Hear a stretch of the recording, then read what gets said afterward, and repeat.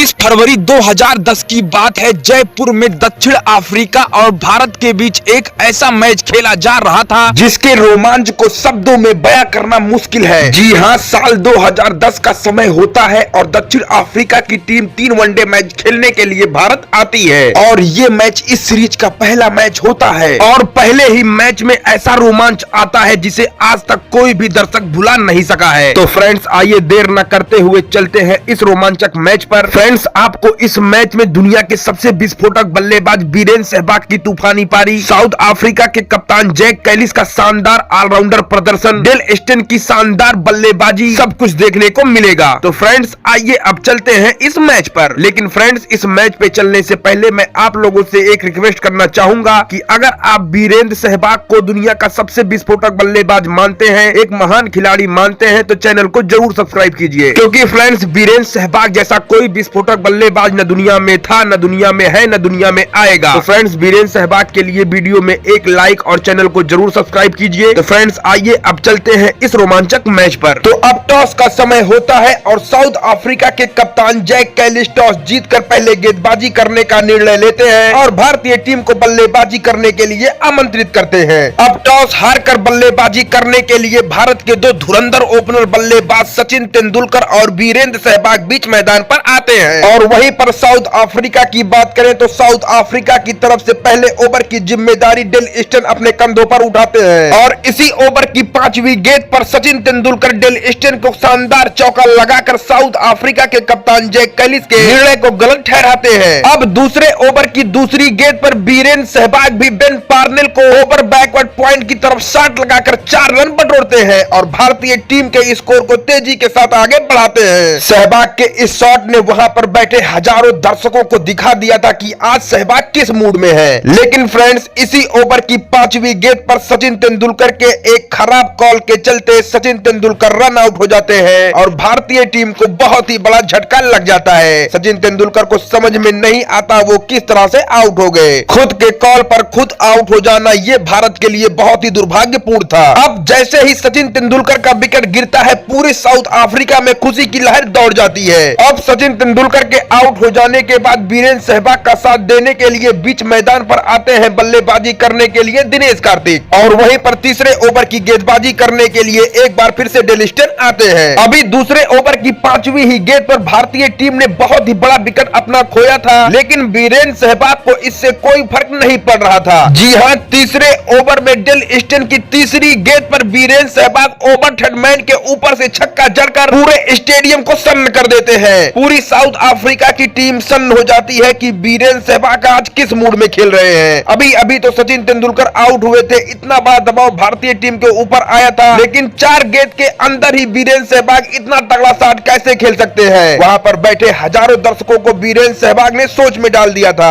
लेकिन फ्रेंड्स, वीरेंद्र सहवाग की तो यही खासियत थी, वो आज तक किसी भी गेंदबाज से नहीं डरे थे। परिस्थिति कैसी भी हो, वीरेंद्र सहवाग अपने ही अंदाज में बल्लेबाजी करते थे। इसी वजह से पूरी दुनिया में उन्हें सभी गेंदबाज, सभी टीमें, सभी विश्व के खिलाड़ी उन्हें विस्फोटक बल्लेबाज के नाम से जानते थे। तो फ्रेंड्स, मेरी आप लोगों से हाथ जोड़कर रिक्वेस्ट है कि अगर आप भी वीरेंद्र सहवाग को सबसे विस्फोटक बल्लेबाज मानते हैं तो चैनल को जरूर सब्सक्राइब कीजिए। फ्रेंड्स, वीरेंद्र सहवाग से रिलेटेड ऐसे ही वीडियोस मैं आपके लिए लेके आता रहूंगा। तो फ्रेंड्स, आइए अब चलते हैं इस रोमांचक मैच पर। और अब वही दूसरी छोर पर सचिन तेंदुलकर के आउट होने के बाद उनके स्थान पर खेलने के लिए आए दिनेश कार्तिक भी एक आक्रामक मूड में आते हैं और 8वें ओवर में बेन पार्नेल के 3 चौके लगाकर कुल 14 रन बटोरते हैं और भारतीय टीम के स्कोर को आगे लेकर जाते हैं। फ्रेंड्स, साथ में वीडियो को लाइक करते जरूर चलिए। फ्रेंड्स, इस वीडियो में मात्र लाइक का टारगेट 200 है। फ्रेंड्स, वीडियो को जरूर लाइक कीजिए। फ्रेंड्स, दिनेश कार्तिक यहीं पर नहीं रुकते हैं और 9वें ओवर की दूसरी गेंद पर शानदार चौका लगाकर भारतीय टीम के स्कोर को 50 रन के पार पहुंचाते हैं और भारतीय टीम अपना पहला 50 रन पूरा करती है। भारतीय टीम पहला 50 रन बनाने के लिए मात्र 50 गेंदों का सामना करती है। अब भारतीय टीम के स्कोर की बात की जाए तो भारतीय टीम का स्कोर 13 ओवर की समाप्ति के बाद 74 रन पर पहुंच जाता है। और वहीं पर सहवाग की बात की जाए तो सहवाग 32 गेंदों पर 100 की स्ट्राइक रेट के साथ 32 रन बनाकर खेल रहे होते हैं और वहीं पर उनके साथी बल्लेबाज दिनेश कार्तिक 41 गेंद पर 30 रन बनाकर खेल रहे होते हैं। अब 14वें ओवर की बात करें तो 14वां ओवर लेकर आते हैं साउथ अफ्रीका के तेज गेंदबाज एलबी मोरकल। अब इस ओवर की पहली गेंद पर दिनेश कार्तिक 1 रन लेकर स्ट्राइक वीरेंद्र सहवाग को देते हैं। अब इस ओवर की दूसरी गेंद पर वीरेंद्र सहवाग कदमों का इस्तेमाल करते हैं और गेंद उनके बल्ले का किनारा लेते हुई मार्क बाउचर के दाहिने साइड से दंदनाती हुई सीमा रेखा के बाहर चली जाती है। और अब वीरेंद्र सहवाग यहीं पर नहीं रुकते हैं। इस ओवर की तीसरी गेंद को इस बार वीरेंद्र सहवाग ओवर मिडऑन के ऊपर से शानदार चौका लगाकर भारतीय टीम के स्कोर को बहुत ही तेजी के साथ आगे बढ़ाते हैं। और अभी ये दोनों चौके इस ओवर का ट्रेलर था, क्योंकि वीरेंद्र सहवाग लास्ट गेंद पर वो करने वाले थे जिसे देखकर साउथ अफ्रीका की पूरी टीम टेंशन में आने वाली थी। जी हाँ साथियों, अब इस ओवर की लास्ट गेंद पर वीरेंद्र सहवाग एक्स्ट्रा कवर के ऊपर से फ्लैट सिक्स लगाकर एलबी मोरकल के दूसरे ओवर में 14 रन बटोर लेते हैं। और एलबी मोरकल को कुछ भी समझ में नहीं आता कि अब उनके साथ क्या हुआ है। हालांकि इस ओवर में भारतीय टीम 15 रन बनाती है, क्योंकि पहली गेंद पर दिनेश कार्तिक ने 1 रन लेकर स्ट्राइक सहवाग को दिया था और बाकी 5 गेंदों पर सहवाग 14 रन बटोरते हैं। अब 14 ओवर की समाप्ति के बाद भारतीय स्कोर को देखा जाए तो भारत का स्कोर 14 ओवर की समाप्ति के बाद 89 रन रहता है। और वहीं पर वीरेंद्र सहवाग की बात की जाए तो वीरेंद्र सहवाग 37 गेंदों पर ताबड़तोड़ 46 रन बनाकर खेल रहे होते हैं। और वहीं पर उनके साथी बल्लेबाज दिनेश कार्तिक 42 गेंदों पर 31 रन बनाकर खेल रहे होते हैं। लेकिन फ्रेंड्स, 15वें ओवर में भारत के साथ एक बहुत बड़ी घटना घटती है। जी हाँ साथियों, 15वें ओवर की दूसरी गेंद पर दिनेश कार्तिक गेंद को सामने की तरफ खेलते हैं और गेंद बॉलर के फिंगर में टच होकर सीधे स्टंप पर लग जाती है। और वीरेंद्र सहवाग का बल्ला हवा में होने के कारण भारतीय टीम को बहुत ही बड़ा झटका लग जाता है और वीरेंद्र सहवाग दुर्भाग्यपूर्ण बस आउट हो जाते हैं और भारतीय टीम को बहुत ही बड़ा झटका लग जाता है। अब वीरेंद्र सहवाग की बात की जाए तो वीरेंद्र सहवाग आउट होने से पहले लगभग 124 की स्ट्राइक रेट के साथ 37 गेंदों पर 6 चौके और शानदार 2 छक्के की मदद से 46 रनों की ताबड़तोड़ पारी खेलते हैं। और ये झटका कुल भारत को 15वें ओवर में 89 रन के स्कोर पर लगता है। अभी तक देखा जाए तो साउथ अफ्रीका को दोनों विकेट रन आउट के रूप में ही मिले थे। और अब वहीं पर दिनेश कार्तिक का साथ देने के लिए सहवाग के आउट होने के बाद खुद कप्तान महेंद्र सिंह धोनी बीच मैदान पर आते हैं। लेकिन ये जोड़ी कुछ खास नहीं कर पाती है और 19वें ओवर की दूसरी गेंद पर कुल 116 रन के स्कोर पर भारतीय टीम को दिनेश कार्तिक के रूप में तीसरा झटका लग जाता है। दिनेश कार्तिक की बात करें तो दिनेश कार्तिक 56 गेंदों पर 44 रन बनाकर आउट हो जाते हैं। अब दिनेश कार्तिक के आउट हो जाने के बाद भारतीय कप्तान महेंद्र सिंह धोनी का साथ देने के लिए बीच मैदान पर आते हैं विराट कोहली। लेकिन ये जोड़ी भी कुछ खास नहीं कर पाती है और 24वें ओवर की पहली गेंद पर भारतीय कप्तान महेंद्र सिंह धोनी 29 गेंदों पर 26 रन बनाकर कुल 138 रन के स्कोर पर आउट हो जाते हैं और इस तरीके से भारतीय टीम को चौथा झटका लग जाता है। और वहीं पर साउथ अफ्रीका की बात करें तो साउथ अफ्रीका लगभग अब इस मैच में आ जाती है। अब महेंद्र सिंह धोनी के आउट हो जाने के बाद विराट कोहली का साथ देने के लिए बीच मैदान पर आते हैं भारत के ऑलराउंडर प्लेयर सुरेश रैना। और अब ये दोनों भारतीय बल्लेबाज बहुत ही संभल कर खेलते हैं और बहुत ही अच्छी तरीके से भारतीय टीम को आगे लेकर जाते हैं। अब भारतीय टीम के स्कोर कार्ड की बात की जाए तो भारतीय टीम 34 ओवर में 4 विकेट खोकर 190 रन बना लेती है। और इसके बाद 35वें ओवर की पहली गेंद पर जो कि शॉर्ट ऑफ लेंथ होती है, जिसे सुरेश रैना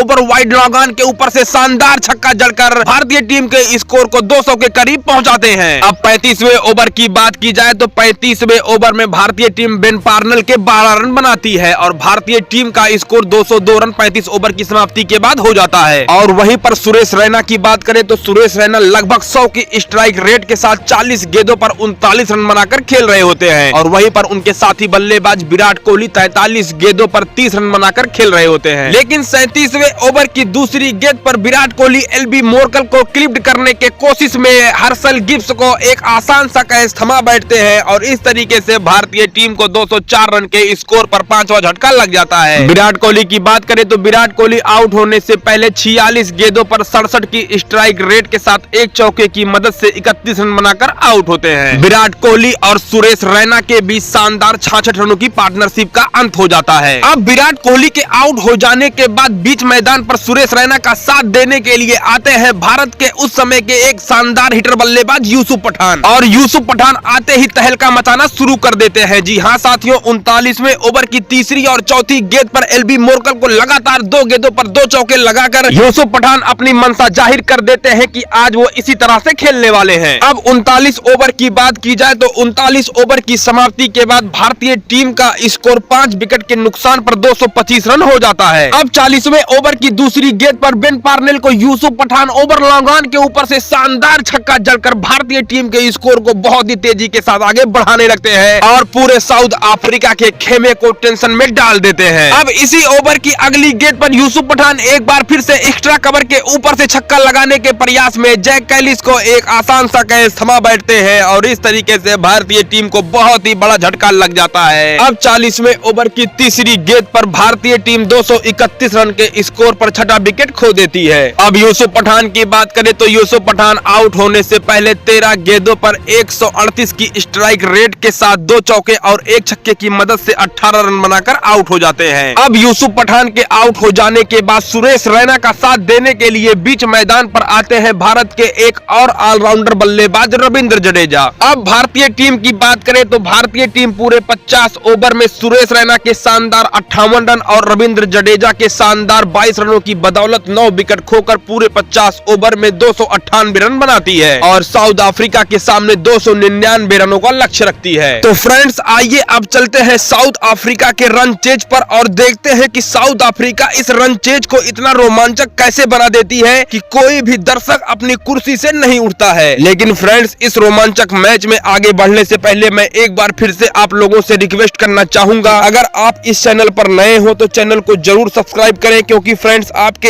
एक सब्सक्राइबर से हमारा मनोबल बहुत ही ज्यादा बढ़ जाता है और हम पूरी कोशिश करते हैं कि अच्छी से अच्छी वीडियो आपके लिए लेके आते रहे। तो फ्रेंड्स इस चैनल को जरूर सब्सक्राइब कीजिए और फ्रेंड्स इस वीडियो में लाइक का टारगेट मात्र 200 ही है। फ्रेंड्स वीडियो को जरूर लाइक कीजिए। तो फ्रेंड्स अब आइए चलते हैं साउथ अफ्रीका की उस रोमांचक पारी पर और देखते हैं कि साउथ अफ्रीका ने किस तरह से इस मैच को बहुत ही ज्यादा रोमांचक बना दिया था। अब 299 रनों के लक्ष्य का पीछा करने उतरे साउथ अफ्रीका के 2 धुरंधर ओपनर बल्लेबाज लूट्स बोसमैन और हर्षल गिब्स बीच मैदान पर आते हैं और वहीं पर भारत की बात की जाए तो भारत की तरफ से पहला ओवर लेकर परवीन कुमार आते हैं। अब पहले ओवर की बात की जाए तो पहले ओवर में ये दोनों साउथ अफ्रीका के बल्लेबाज कोई रिस्क ना लेते हुए मात्र 1 रन बनाते हैं और साउथ अफ्रीका के रनों का आगाज करते हैं। अब पहले 5 ओवर की बात की जाए तो साउथ अफ्रीका बहुत ही संभल कर खेलती है और कोई विकेट ना खोते हुए पहले 5 ओवर में 21 रन बनाती है। लेकिन अब छठे ओवर में हर्षल गिब्स अपना मूड चेंज करते हैं और भारतीय गेंदबाजी को धराशायी करने का प्रयास करते हैं। जी हाँ, छठे ओवर की पहली गेंद को हर्षल गिब्स मिड विकेट और मिड ऑन के बीच में शानदार शॉट खेलकर श्री संत की पहली गेंद को 4 रन के लिए भेजते हैं। अभी हर्षल गिब्स यहाँ पे नहीं रुकते हैं। जी हाँ, श्री संत की दूसरी गेंद को हर्षल गिब्स जो कि गुडलैंड डिलीवरी होती है उसको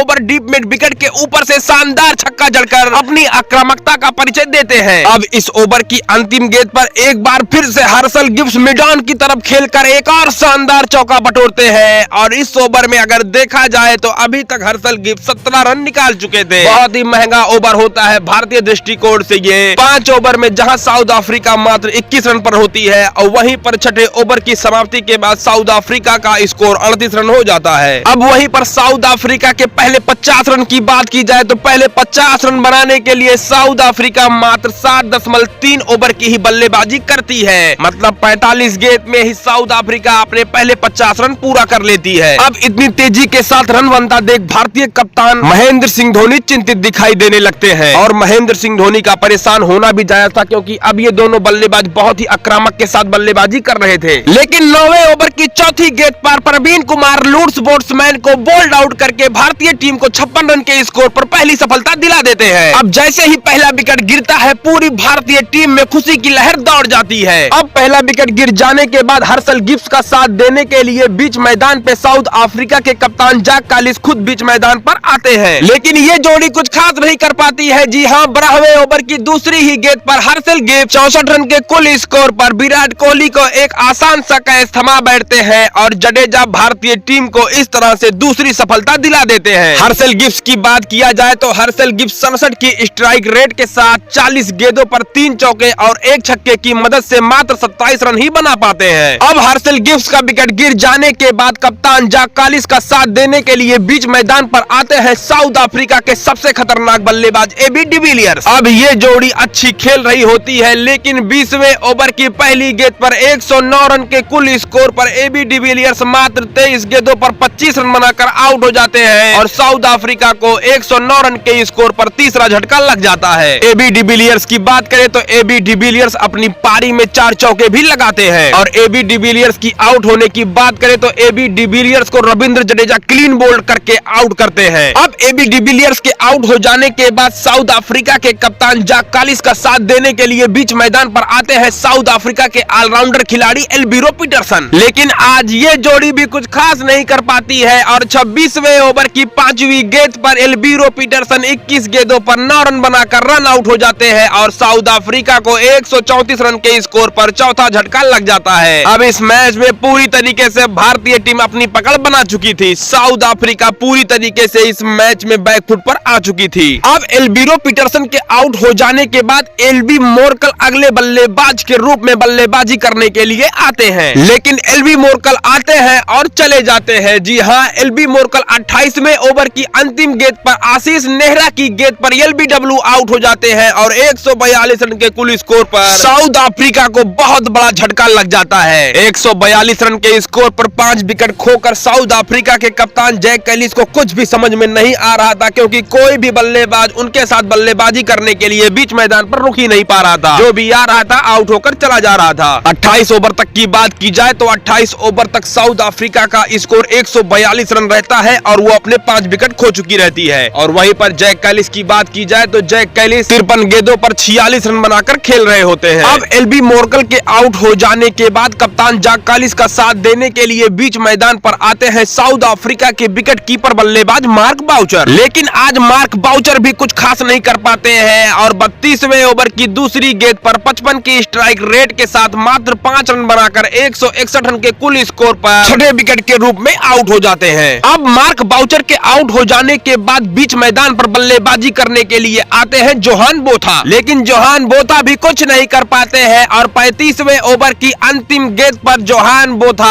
180 रन के कुल निजी स्कोर पर 11 गेंदों पर मात्र 10 रन बनाकर आउट हो जाते हैं और साउथ अफ्रीका को इस तरह से 7वां झटका लग जाता है। अब साउथ अफ्रीका को देखा जाए यहाँ से जीतने के लिए तो साउथ अफ्रीका को 90 गेंदों पर 119 रनों की दरकार थी, जो कि एकदम नामुमकिन लक्ष्य दिख रहा था। लेकिन सभी की निगाहें अभी भी कप्तान जैक कैलिस के ऊपर टिकी हुई थी, क्योंकि जैक कैलिस ही एक ऐसे बल्लेबाज थे जो इस स्कोर के इर्द गिर्द पहुंच सकते थे। जैक कैलिस की बात की जाए तो जैक कैलिस अभी भी 75 गेंदों पर 64 रन बनाकर नॉट आउट खेल रहे थे। अब जोहान बोथा के आउट हो जाने के बाद जैक कैलिस का साथ देने के लिए बीच मैदान पर आते हैं साउथ अफ्रीका के तेज गेंदबाज वेन पार्नेल। अब इन दोनों के बीच में एक शानदार पार्टनरशिप शुरू हो जाती है। जी हाँ साथियों, इन दोनों के बीच में 47 गेंदों पर खतरनाक 45 रनों की पार्टनरशिप हो जाती है। लेकिन 43वें ओवर की अंतिम गेंद पर जैक कैलिस 8वें विकेट के रूप में 225 रन के स्कोर पर आउट हो जाते हैं और साउथ अफ्रीका की सारी उम्मीद यहीं से खत्म हो जाती है। जैक कैलिस की बात करें तो जैक कैलिस आउट होने से पहले लगभग 92 की स्ट्राइक रेट के साथ 97 गेंदों पर 6 चौके और 1 छक्के की मदद से 89 रन बनाकर आउट हो जाते हैं और साउथ अफ्रीका की डूबती नैया यहीं से और डूब जाती है। लेकिन फ्रेंड्स, अभी आप लोग इस मैच में बने रहिए, क्योंकि फ्रेंड्स अभी इस मैच में रोमांच आना बाकी था। जैसा कि फ्रेंड्स मैंने शुरू में इस वीडियो में आप लोगों को बताया था कि इस वीडियो में आपको वीरेंद्र सहवाग की विस्फोटक बल्लेबाजी, जैक कैलिस की शानदार बल्लेबाजी और डेल स्टेन की भी शानदार बल्लेबाजी देखने को मिलेगी। तो फ्रेंड्स अभी डेल स्टेन की बल्लेबाजी आनी बाकी थी, क्योंकि फ्रेंड्स डेल स्टेन वो तूफान मचाते हैं कि भारतीय टीम पूरी तरह से इस मैच में अपने होश खो बैठती है। तो फ्रेंड्स आइए चलते हैं डेल स्टेन की तूफानी बल्लेबाजी पर। तो अगर यहाँ से अब देखा जाए तो साउथ अफ्रीका को जीतने के लिए 42 गेंदों पर 74 रनों की जरूरत होती है और उसके पास मात्र 2 ही विकेट बचे होते हैं और वो भी दोनों टैलेंटर बल्लेबाज होते हैं। लेकिन ये दोनों टैलेंटर बल्लेबाज मिलकर इस मैच में ऐसा रोमांच लाते हैं जिसकी उम्मीद शायद किसी को भी नहीं थी। जी हाँ, ये दोनों मिलकर भारतीय गेंदबाजी की लाइनअप को इस तरह से बिगाड़ते हैं कि देखते ही देखते इन दोनों के बीच में बहुत ही शानदार पार्टनरशिप हो जाती है। ये किसी भी गेंदबाज को नहीं छोड़ रहे थे, जो भी गेंदबाज इनके सामने आ रहा था उसको बाउंड्री लाइन के बाहर भेज रहे थे। डेल स्टेन और वेन पार्नेल मिलकर ये दोनों इस मैच में तहलका मचा चुके थे। सभी दर्शक को दांतों की उंगलियां चबाने पर मजबूर कर दिए थे। कोई भी दर्शक ऐसा नहीं था जो एक झपकी भी ले रहा था। सारे दर्शकों की निगाहें सिर्फ इस मैच पर टिकी हुई थी और साउथ अफ्रीका को मात्र जीतने के लिए 5 गेंदों पर अब 9 रनों की जरूरत थी। साउथ अफ्रीका के खेमे की बात की जाए तो साउथ अफ्रीका के खेमे में एक अलग ही खुशी देखी जा सकती थी। लेकिन इस ओवर की दूसरी गेंद इस रोमांचक मैच को और भी रोमांचक बनाने वाली थी। जी हाँ साथियों, प्रवीण कुमार की दूसरी गेंद पर डेल स्टेन क्लीन बोल्ड हो जाते हैं और साउथ अफ्रीका को बहुत ही बड़ा झटका लग जाता है और अब साउथ अफ्रीका को जीतने के लिए यहाँ से मात्र 4 गेंदों पर 9 रनों की जरूरत होती है और उसके पास मात्र 1 ही विकेट बचा रहता है और इस तरह इन दोनों के बीच में एक शानदार 38 गेंदों पर 65 रनों की पार्टनरशिप का अंत होता है। अब इस ओवर की तीसरी गेंद पर अगले बल्लेबाज लैंगवेल्ड 1 रन लेकर स्ट्राइक वेन पार्नेल को देखते हैं और साउथ अफ्रीका को जीतने के लिए अब 3 गेंदों पर 8 रनों की जरूरत होती है। अब चौथी गेंद पर एक बार फिर से प्रवीण कुमार बहुत ही बेहतरीन गेंदबाजी करते हैं और बेन पार्नेल को मात्र 1 रन ही लेने देते हैं। अब यहाँ से साउथ अफ्रीका को जीतने के लिए मात्र 2 गेंदों पर 7 रनों की जरूरत होती है। अब इस ओवर की 5वीं गेंद पर लैंगबेल्ट बहुत ही शानदार शॉट खेलते हैं और दौड़कर 3 रन भागते हैं और इस मैच को और रोमांचक बना देते हैं। अब साउथ अफ्रीका को लास्ट गेंद पर जीतने के लिए 4 रनों की जरूरत होती है। यहाँ से कुछ भी संभव था और ये बात भारतीय कप्तान महेंद्र सिंह धोनी भी जान रहे थे। अब इस ओवर की अंतिम गेंद पर गेंदबाजी करने के लिए प्रवीण कुमार आते हैं और ये गेंद वाइड हो जाती है और अब ये मैच और रोमांचक स्थिति में पहुंच जाता है। अब यहाँ से साउथ अफ्रीका को जीतने के लिए